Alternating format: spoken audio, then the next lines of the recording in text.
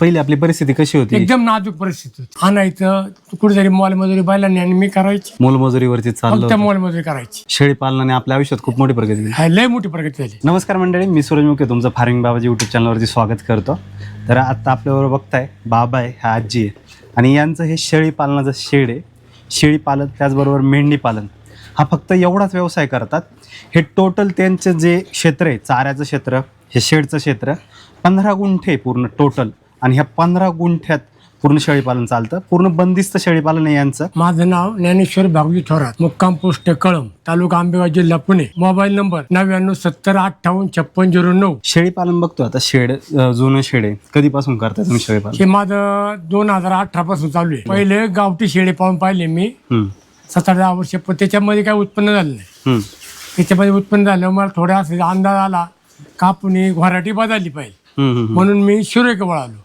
शिरोईकून शोधत गेलो, शोध सोडून परत आता बिटेल काही मी बिटेल आणि शिरोई मिक्सचर आहे आता माझ्याकडे. जेव्हा पहिल्यांदा वाटलं मग तेव्हा शेळ्या कुठून आणल्या, कसं मी केलं? 8 पाठी लागतील अशा जाऊन गुजरातवरून आणलेली आहे. त्या पाठीपासून सुरुवात केली, 8 पाठीपासून. शेळीपालनामध्ये यायच्या आधी काय करत होतो आपण? शेती करीत होतो. आऊत काठी लोकांची शेती नांगरणं, पाळी घालणं, पेरणं, हा, नांगरणी करणं अशी काम करायचं मी लोकांची पहिली. सगळं परपंच शेतीवर. याच्यामुळे काय झालं, पैसा बिसा हा भरपूर येऊ लागला मला. मग मी ती शेती व्यवसाय पूर्ण बंद केला ट्रॅक्टर घेतल्यानंतर, आणि मग याच्या पाठीमागे लागलो राहिलो. पहिली आपली परिस्थिती कशी होती? एकदम नाजूक परिस्थिती होती.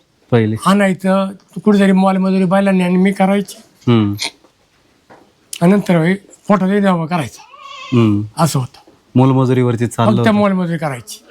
कोणते वेरी खांड, कोणची वावर बांध, कोणती झाडे काप, कोणतं सरपण फोड, असं काम करायचे पहिले. हा, शेळीपालनाने आपल्या आयुष्यात खूप मोठी प्रगती झाली. हा, लय मोठी प्रगती झाली. का बस सर्व्हिस वाला सुद्धा आज माझ्या पैसे येऊ शकत नाही, उभा राहू शकत नाही. त्याला माहिती सर्व्हिस वाल्याला आपल्याला भारी आहे. आता असं त्याला माहिती झाली. टोटल मोठ्या शेळ्या किती आहे तुमच्या? आता माझ्या मोठ्या शेळ्या 11 आहेत. ही पिल्ला 18 होती, मी 5 विकली 12,500 रुपयाने. बरं, मग आता विक्री चालू होत राहते आता विक्री पिल्लांची? चालू राहिली. फक्त बोकड वापायचे, आमचा पाठी नाही वापायच्या. दरवेळेस पाठी पण विकतात? हजार बारीला दोन्ही पण वापरू. आता आपण बघतोय शेळ्या पण आहे. आता हे बिटलच्या आणि सिरोईच्या 2-3 सिरोईच्या हा, आहेत. हे शेळ्यांचं झालं. आता हे मेंढ्या दिसतात, हे मेंढ्यांचं कसं आहे? हे मेंढ्यांचं काय झालं, आतापर्यंत मी नर आणायचा, माझ्या आणायचा, आणि 2-3 महिन्यानंतर बुवा इन्कम झाली, डबल टेबल व्हायचे पैसे होतात, ओपून टाकायचा. बरं. आता काय केलं, माझ्या घरी ठुल्या आणि नर विकून टाकले. आता मी घरी स्वतः मेंढी पालन तयार करणार आहे. हा, माझ्या मग हे मेंढ्यांचं कधीपासून सोचलं, कधीपासून चालू केलं? आता एवढं 2 महिन्यामध्ये डोक्यामध्ये राहिले का आपलं मेंढ्या घरी पिल्लायला पाहिजे. नाही, हे बाहेरून मेंढ्या आणून तयार करून विकायचं ते कधीपासून करते? वर्ष झालं. वर्षापासून? हा, 1 वर्षभरात किती लोट होतात ते? ते 4 लोट होतात. किती महिने सांभाळायचे त्यांना? आणायचे 2.5-3 महिने सांभाळायचे. हा, पैसे झाले डबल, त्यांना जीव लावायचा, डबल पैसे झाले, वजन वाढ झाली, ते डबल पैसे होतात, ओपून टाकायचे. आणि आता या 2 लॉटला मी माझ्या गठुले आणि नर विकून टाकले. विकून टाकले. हा. किती बाय किती शेड आहे? माझे 65 बाय 40 शेळी. याच्यामध्ये किती प्राणी बसतात टोटल? याच्यामध्ये मी आता 50 प्राणी बसवतो, बाकी जागा मला वापरायला लागते. आता यांचं जर नियोजन पाहिलं ना, सकाळपासून संध्याकाळपर्यंत, हा, तर कसं राहतं चाऱ्याचं? यांचं साऱ्या सकाळी बारी उठल्यानंतर मी 5-5:30 उठतो आम्ही, आजी आणि मी. याची झाडलोट करून पूर्ण झाडलोट करायची, बकरांना पाजून घ्यायचं, खुराक घालायचा. खुराक घातल्यानंतर वाळलेला चारा घालायचा. वाळलेला चारा घालून झाले की 10-11 वाजता पाणी पाजायचं. मी सकाळी फक्त वाळेल चारा टाकायचा. खुराकामध्ये काय टाकतो? खुराकामध्ये मक्का, गहू, पेंड, सोयाबीन, शेंगदाणा पेंड आणि सोयाबीन, मिक्सचर. हा, हे मिक्सचर करून घालतो. सुक्या चाऱ्यामध्ये? सुक्या चाऱ्यामध्ये फक्त हरभरा भूस घालतो, नाही तुरीचं भूस, सोयाबीन भूस, जे असेल अवेलेबल ते घालतो. त्यानंतर पाणी पाजायची. 2 वाजेपोत 2:30 वाजेपोत त्याला काही खाय घालायचं नाही, तर ते आराम करतात. 2:30 वाजता वाला चारा घालतो, घासाची, मका करायची, कुट्टी करून घालतो त्यांना. मग मेथी घास, मका क्रॉस, नेपियर ते मेथी घासचं नेपेर, बाहुबलीचं नेपेर आहे, लाल नेपेर आहे, त्याची मिक्सचर कुट्टी मिक्स असते. करायचं. आणि मग त्याची वैरण त्याला 2 वाजता घालतो. मग ते 4 वाजेपर्यंत एवढी खाऊन होती. बर, 2 तासामध्ये परत आरामाला जायचं 6 वाजेपोत. हा, 6 वाजता आरामला गेले का मग संध्याकाळी 7 वाजता परत त्यांना आत घ्यायचं, गव्हांनी साफ करायच्या, आणि दुसरा चारा घालता, ओला चारा घाला. हायड्रोपोनिक्सची मका आहे, त्याचे 4 टब बनवायचे आणि तो खुराक म्हणून घालायचं. हायड्रोपोनिक्सची मका आहे ती संध्याकाळी जाते? हा, संध्याकाळी जाते. बस. त्याच्यानंतर खुराक काय काय नाही, त्याच्यानंतर वाळेल चारा घालायचा, खुराक नाही काहीच. वाळेल चारा म्हणजे जो सकाळ जो आहे तोच टाकायचा. हा, यांच्यासाठी हिरवा चारा किती एकरवरती? माझ्या 6 गुंठे मेथी घास आहे, 6 गुंठे बाकी चारा आहे, बाहुबलीचे, मका क्रॉसचे, लाल नेपेरे, दसरा घास आहे, असे 6-7 गुंठ्यात आहे. एकंदर माझं 15 गुंठे रान क्षेत्र गुंतलेले फक्त. हे शेड आणि बाकी सगळं सगळ्याला 15 गुंठे रान गुंतलेले. 15 गुंठ्यात आपलं शेळी पालन सगळं चालतंय. सगळं हा हा हिरवा चारा पूर्ण पुरतो ना याच्यामध्ये. हिरो जरा मला पूर्ण पुरतो याच्यामध्ये. याच्याबरोबर आपण हायड्रोपोनिक्सचं पण केलेलं आहे. हा ते कधीपासून केलं तुम्ही? शेला 2 महिने झाले. आता हायड्रोपोनिक्स काय राहतं की बिना मातीचा चारा आपण हा उगवतो. बिना माती चारा म्हणून मी ते 45 ट्रे ते केले. पण मला 22 ट्रे भरपूर होतात. रोजचे 2 ट्रे घालायचे. पुरतोय. हा 8व्या वेळेस काढायला लागते. कधी प्राणी वाढला तर समजा आपण ट्रे वाढू शकतो. ट्रे वाढू शकतो. ते घरच्या घरीच बनवले. सगळं गरजेचं. किती खर्च आला त्याला बनवायला? त्याला बनवायला मला 25,000 रुपये खर्च आलाय. हे शेड बांधायला किती खर्च आला तुम्हाला? हे शेड बांधायला सगळं विकत घेऊन स्वतः बनवून हे 5 लाख शेडी गेले माझं. म्हणजे टप्प्याटप्प्याने बांधलं का? टप्प्याटप्प्याने केले मी. जसं इन्कम होईल तसं थोडं केलेले. शेड आता वाढवायचे नाही. हा एवढे प्राणीच पाळायचे, जास्त काय करायचे नाही. याचं नियोजन किती जण बघतात? आम्ही 2, आजी आणि मी.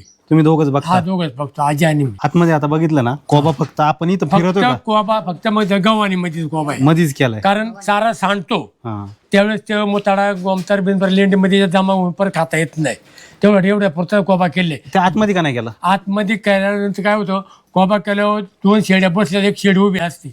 त्या उभ्या असल्या शेडी जर लघवी केली तर बसली शेड्या त्यांच्या खाली ते लघवी. मग ते शेडी त्या पण उठत्या बैठकीतून. मग त्यांचे राहून थांबते ते. मग असा कोबा जर नसला, मोरमाचा असल्यास ती जागेवर लघवी जिरली जाते. शेजारी शेडी उठली जात नाही. त्यामुळे तिची रोमती पूर्ण होते रवण. आणि तुम्ही आता ते बाकडे पण मारले त्याच्यावरती. आणि बाहेर आरामाला गेल्यानंतर बाकडे बसतात ते. बाकड्याचा फायदा काय होतो? बाकड्याचा फायदा असा आहे, खाली मुताळाची वाप लागत नाही. मुताळाची वाप लागत नाही, मग त्यांची ती कात बीत सक्सेस राहते, अशी खराब होत नाही. कसं होते, वाप पिसवा यांची जागा होत नाही आणणार. काय आहे का आता गोचडी? नाही, आमच्या गोट्यामध्ये असं काय नाही. त्यासाठी काय करता? आम्ही थंडीमध्ये काय करतो, बेशी मारतो. 15 दिवसांनी बेशी मारतो, 15 दिवसांनी चुना मारतो. आम्हाला फॉर्म पण काढतो गोटा बुट्याक्सनी. यांना महिन्याला डोस असतात. कोणते कोणते डोस देतात? यांना आता आपले हे बोटॉन देतो. आणखीन हिमेंटर चॅरिटी बांधलेली असती. ब्रोटॉन हे महिन्यातून 5 दिवस देतो. लिव्हर टॉनिक राहतं. लिव्हर टॉनिक राहतं. त्याबरोबर जनताचं औषध. जनता औषध 1.5 महिन्याने देतो. लसीकरण 3 महिन्यांनी करतो. आता शेड बघितलं ना, खालून जास्त काय तुम्ही सोडलेलं नाही, 1-2 पत्रा मारलाय फक्त. हा साध्या याच्यात करून टाकलं. चालेल. याच्यामध्ये असं आहे का, शेडला खर्च कमी करा आणि क्वांटिटी जास्त वाढवा. शाळा मेंढरी जास्त वाढवा. शेडला जर तुम्ही खर्च करी बसले तर हा माल घ्यायचा काय नाही परत. मग शेडला कमी खर्च झाला पण प्राणी जास्त राहिले पाहिजे. आता तुम्ही नर नाही ठेवलेला याच्यामध्ये? आता नर आम्ही काय करतो, 5व्या महिन्यामध्ये नर आणतो. 1 महिन्याभर त्याला जीव लावतो. 6व्या महिन्यामध्ये 1 तारखेला नर सोडतो. 10 तारखे 11 तारखेला नर बंद करतो. जवळ 10-12 समय लागण होते. मग वर्षभरात फक्त एकदाच शेळ्या लावता? एकदाच फक्त जूनला शेड्या लावायच्या. आणि 9व्या महिन्यात 10व्या महिन्यात शेड्या खाली झाल्या पाहिजे. पण मग पुढच्या 6 महिने खालीच राहतात ना? मग खाली राहू द्या, खाली राहिले तरी चालतात. का बरं? बकरं मोरं मोठे होतात, शेळ्याला जीव राहतो आणि दूध भरपूर राहतं. जर तुम्ही 2 इथे घ्यायचे म्हणले 18 महिन्यात तर 2 त्याला कडू पोसणार नाही मोठं. म्हणजे करडाचं जेवढं वजन वाढ होतंय एका ह्याच्यात, हा ते 2 मध्ये होणार नाही. आणि शेळी पण खालावणार. शेळी खाणार आणि कळड बारीक करणार. किती खुराक घातला, किती खर्च घातला, कळड बांधणार नाही. म्हणून मग वर्षभरात एकदाच विक्री एकदाच घ्यायचं. हा 9व्या-10व्या महिन्यात शेड्या खाल्लेल्या पाहिजे. पिल्ल किती देतात शेळ्या? 2 पिल्लं असतात. प्रत्येक शेळी 2 पिल्लं असतात. मग एक वर्षभरात 20च्या आसपास होतात. पहिल्या रुपाटी 2 पिल्लं आलेली. कारण का मी दुसऱ्या पाठ लावित नाही. 14 महिने झाल्याशिवाय पाठ लावायची नाही. आधी लावायची नाही. ते किती वेळा मात करू लावायची नाही. ज्यावेळेस दुसरी होईल, 14 महिन्याची पूर्णता होईल त्यावेळेस ते लावायचं. तोवर लावायची नाही. पिल्लं झालं त्यांचं नियोजन कसं करता? पिल्लं झाल्यावर त्यांचं नियोजन 15 दिवसामध्ये जाळीमध्ये मी जाणत होतो. तोपर्यंत पाजायला बाहेर काढायची. पाजली का परत जाळीमध्ये सोडायची. अशी 2 टायमाला फक्त पिल्लं बाहेर काढायची, पाजायची, लगेच जाळीत टाकायची. कारण ते 21 दिवस माती खाऊन त्याला द्यायची नाही. माती जर खाल्ल्या जंतू झाला माताच्या पोटामध्ये, मग त्यावेळी त्यांची वाढ थांबते. औषध कोणती? बाहेर घेतल्यावर त्यांना पहिला 1 डोस द्यायचा, ग्रायपॉटरचा चालू करायचा. पहिल्या दिवसापासून चालू करतो मी तो. 10 ते 12 दिवस चालू करतो. ग्रायपॉटर त्यामुळे ती काय माती बिती काय शिकते नाही. ते खायला काही चालू करतात महिन्यानंतर चालू होतं. हे पहा मंडळी, त्यांचं एकदम साधं शेड आहे. इथं पिल्लांचं नियोजन आहे. आता ह्या पिल्लांचं नियोजन कसं आहे? यांचे कप्पे कसे केले तिकडं? यांचे कप्पे 15 फुटाचा हा कप्पा आहे. याच्यामध्ये 18 पिल्ले राहतात. आणि हे पिल्ल कप्पे आतमध्ये तिकडे जातात आणि इथं येतात उन्हाला नाही जात ना? नाही नाही, उन्हाला अजिबात नाही. यांना इथे खाऊन झालं आरामाला ते तिघ आपण जातात. तेव्हा काय ते जागा बसले बघा. उन्हाला नाही जाता यांना काही त्रास नाही होत? काहीच नाही त्रास. हे झालं मग हाय अशीच आहे. जागा कमी असल्यामुळे आपण जागेवर सगळी जागेवर असतात. पुढं आता सुका चारा टाकलेला आहे. हा आता हरभरा भुसा टाकलेले यांना. हा आणि ह्या शेळ्यांचं नियोजन इकडे चाललंय. हा. आता हे शेळ्यांचे कप्पे तुम्ही बिटल का निवडली? बिटलला अशी निवडली का बिटलला दूध भरपूर आहे. एका शिडी 2 लिटर दूध आहे दिवसभरात. त्याच्यामुळं कड चांगले झालं. पण कडा दूध मिळाल्यानंतर कडू घायनी मोठं होतं. हा हा बरं घायनी मोठं झाल्यानंतर कडू वपाय लवकर हाताखाली. दूध जर नसेल शिडीला तर कडू वपा येणार नाही. आणि याला 3 महिने भरपूर खोराक घालायचा. ठाणे शेड्याला 3च महिने घालायचा. 3 महिन्यामध्ये कडे चांगले भरपूर मोठे होतात. त्यावेळी यांचा खोराक बंद करायचा. यानंतर 3.5 महिन्यामध्ये पिल्लू कमी 22-25 किलोचं होते. सगळ्यात जास्त काढायला दूधच पाहिजे पहिलं 3 महिने. 3 महिने दूध जर मिळलं, खोराक जर मिळाला, त्यावेळेस ते खोराक थोडा खाते. कारण दुधाची अपेक्षा असते त्याला. म्हणजे मग ते कडू घायनी बनलं जातं. आता कोण करायचं म्हणलं तर कोणती जात निवडावी? आता शिरोई नाही ते बिटल निवडावी. दोन पैकी आता बघतो ना, एकदम चांगल्या क्वालिटीची पिल्लं तयार केलेली आहेत तुम्ही. हे शेळ्यांची चांगली क्वालिटी असल्यामुळं ती पिल्लं तयार झाली. पण मग एवढं चांगल्या क्वालिटीची पिल्लं याची विक्री कुठं करता? याची विक्री जागेवर मला गिऱ्हाईक असते फार. आता हे सगळे बोकड येत नाही. आता हे सगळे पाळायला जाणार. जवळजवळ पाळायला जातं सगळे. पाळायला जाणार. उगत एखाद 2 राहणार हा. तर ते मग मीठ मार्केटला चालतात. पण या पाठी आज जर म्हणलं मी विकायच्या तर 1 मला राहणार नाही. साधारणतः किती ते किती किमतीपर्यंत राहतात? आता हे 3 महिन्यामध्ये मी 12,500 विक्री चालू झाली. हा, मागच्या वर्षी पण? मागच्या वर्षी मी 17,000 पाठी वापरली. म्हणजे बिटलला किंमत पण तशी मिळते? हा, किंमत पण मिळते, वाढ पण होती आणि मोर त्याचं उत्पन्न पण चांगलं राहतं. आपल्याला उत्पादन बिटल मधून चांगलं मिळतं. जेवढं चांगलं बकरू होईल लहानपणी तेवढं मोर उत्पन्न चांगलं राहतं. शेळ्यांमध्ये आजारपणाचं कसं आहे? शाळामध्ये काय होतं, लय चारा कमी झाला नाही तर उष्णता वाढली, थंडीचं व्हायरल झालं काही, तर बा थंडी ताप येतो, जुलाब बिलाब होतात. बस त्यावेळी आपण स्वतः गोळ्या आणून ठेवायच्या स्टॉकला. बा आपली शिडी आज कुचांबली किंवा स्वतः इंजेक्शन आणून ठेवायची. शिडी गरम करतो उपचार आपण? स्वतःचा उपचार करतो. नाहीच मला आवारला तर मी डॉक्टर बोलतो. नाही तर मी इंजेक्शन बाटल्या बिटल्या सगळ्या जागेवर करतो. सगळं. मरतूक कशी आहे का होत नाही? मरतूक होती 100 मध्ये किंवा 10 मध्ये एखादं घटतच. नाही असं नाही. पिल्लूच ना लहान? हा, लहान असं पिल्लू घटतं. कारण का त्याला दूध कमी असतोच. आपण किती चपटा केली त्यावेळी त्याला सण नाही होत. त्यावेळी ते 2 दिवस दुलाप होणार आणि ते फुटकुळे घालणार. समजून येणार त्यामध्ये. हे जे मेंढ्यांचं नियोजन केलेलं आहे हे कसं राहतं? तुम्ही जेव्हा खरेदी करता तेव्हा किती किलोचे असतात? 4 किलोची 9-10 किलोची असतात. हा, एक साधारणतः काय खरेदीला असतात? ही 9-10 किलोची आम्हाला मी 5,000 रुपयाने आणली होती. आज ही काय 30 किलो झाल्यात. आता हे मोठे 4 साईज बघा, 30 किलो झाल्यात. बरं, त्याच्यामध्ये 2 गॅपची आहेत. किती महिन्यात विक्री होती? हे 3 महिन्यामध्ये विक्री करतो. 3 महिन्यामध्ये? 3 महिने. किती? ही कमीत कमीत 5,000 आणि ते 9-9.5 हे मला खपतात 3 महिने. असं यांचं टायमिंग असतो. म्हणजे एका लॉट मागे 4-1 हजार रुपये राहतात. राहतात. कोणत्या जातीचे आता? ह्या माडगाळाचे सगळ्या माझ्या त्या विजापुरी आहेत. मेंढी पालनाचं कसं वाटतं तुम्हाला? मेंढी पालना कसं आहे, त्रास नाही. हे मारामारी करते आणि काही पण सारखे टाकलं गोळीच राहतात. ते शिडी कमी गोळी येते.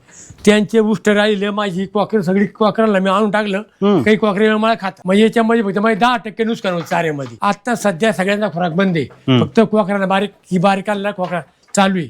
ती कळड घरची आणि हा बारका गाळा. मग आता शेळ्या गाभण नाही किंवा दूध पित नाही त्यामुळे मग आता काय दुधाची गाणं नाही, त्यामुळे त्यांना खुराक बंद. त्यांना खुराक नाही. आता काय लागणी आल्या पाहिजे मोर.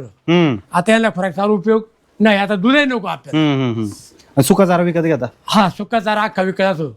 9 टन 10 टन मी चारा घेतो सुका.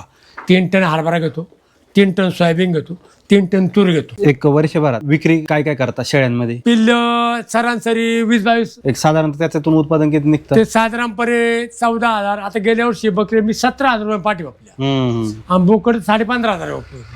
कारण बोकड अगोदर रोपले होते आणि पाठी 3 महिन्यानंतर वापरल्या. आणि मेंढरांचं कसं राहतं? मेंढरांचं कसं राहतं, आतापर्यंत मी काय करायचा, नर आणायचा, मोठ्या झाली वापायचा. मेंढरां माग लॉट माग एका मेंढरा माग किती रुपये राहायचे तुमचे? 3, 3.5, 4,000 रुपये. 4,000 रुपये राहतात. आणि ते तर 20 तुम्ही विक्री करता? आम्ही त्याची विक्री करतो. एक वर्षभराला किती याची होत असं फायदा आपल्याला? एक वर्षभराला खर्च मला 4 लाख रुपये होतात. सगळं खर्च जाऊन सगळा खर्च जाऊन 4-1 लाख रुपये उत्पन्न आपण सुका चारा खरेदी करतो आणि आपलं वाला खुराक जरा आहे. खर्च राहतो. हा खुराक तेवढं खरेदी करतो हा तो सगळा खर्च जाऊन 4-1 लाख रुपये याच्यातून राहतो. हा राहत म्हणजे फक्त 15 गुंठ्यातून 4-1 लाख रुपये आपल्याला राहतात. हा राहत या बाकीच्या पेक्षा मला हा व्यवसाय चांगला वाटला. त्रास कमी, उत्पन्न जास्त. बरं बाकीचं कसं आहे, बाजार मिळले नाही मिळली त्याचे मटणाचे बाजार कमी होते नाहीत कधी. वजन वाढा पैसे वाढतील, वजन कमी पैसे कमी होणार, याची काळजी घेतली पाहिजे. तुम्ही म्हणशाल आम्ही 5 महिने झाले आणले पण जे वजन नाही वाढले पैसे कसे वाढतात, हा हा. ही काळजी घेतली पाहिजे आपण. आता कोणाला जर चालू करायचं असेल त्याने मेंढरांपासून चालू करावं का शेळ्यांपासून करावं?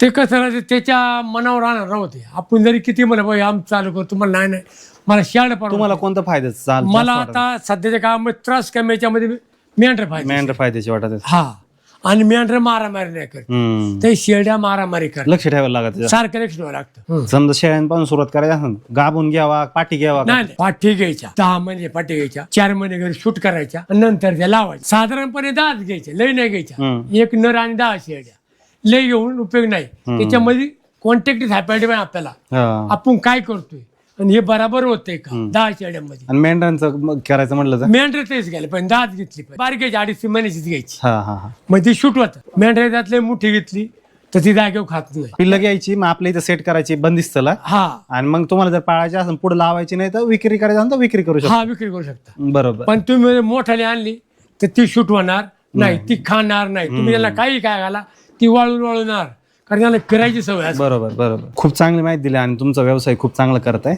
तर दिलेल्या माहितीबद्दल खूप खूप आभार. भेटूया मित्रांनो अशा चांगल्या माहितीसोबत एका नवीन व्हिडिओमध्ये. धन्यवाद.